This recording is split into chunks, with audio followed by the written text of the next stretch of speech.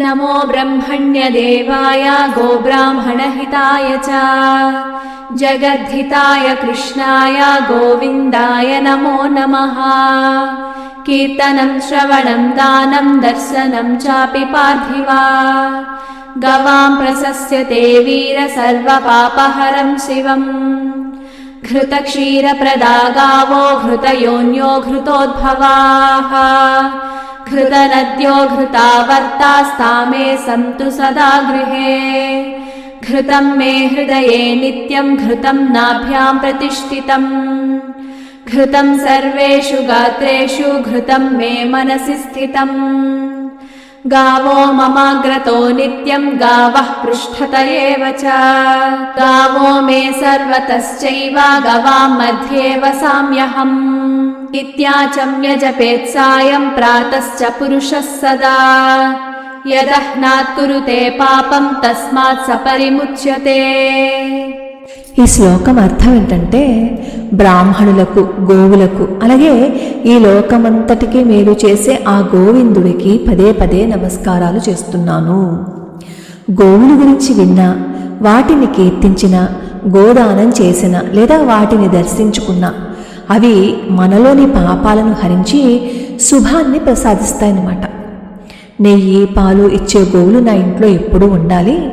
నా ఇల్లు గో సంపదతో, క్షేమంతో నిండి ఉండాలి. నా హృదయంలో, నా నాభిలో, నా శరీరం అంతా, అలాగే నా మనసులో కూడా గోవుకు సంబంధించిన పవిత్రత నిండి ఉండాలి. గోవులు నా ముందు, నా వెనక, నా చుట్టుపక్కల ఉండాలి. నేను ఎప్పుడూ గోవుల మధ్యనే నివసించాలి. ఎవరైతే ఉదయము, సాయంత్రము ఆచమనం చేసి ఈ శ్లోకాలను పఠిస్తారో వాళ్ళు రోజంతా తెలుసో తెలియకో చేసిన పాపాల నుంచి విముక్తులైపోతారనమాట. అది ఈ స్తోత్రం యొక్క అర్థం. అలానే ఈ స్తోత్రం ప్రతిరోజు చేస్తే, మనం చిన్న చిన్న పొరపాట్లు చేశామని అనుకోండి, ఆ దోషాల నుంచి ప్రార్థన కాపాడుతుంది. గోవులను తలుచుకోవటం వల్ల మనసు చాలా ప్రశాంతంగా ఉండి సాత్విక గుణం పెరుగుతుంది.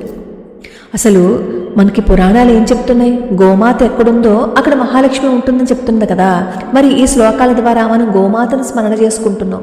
అప్పుడు ఏమవుతుంది? ఈ శ్లోకాలు నిత్యం చదవడం వల్ల ఆర్థిక ఇబ్బందులు తొలగిపోయి సమృద్ధి కలుగుతుందన్నమాట.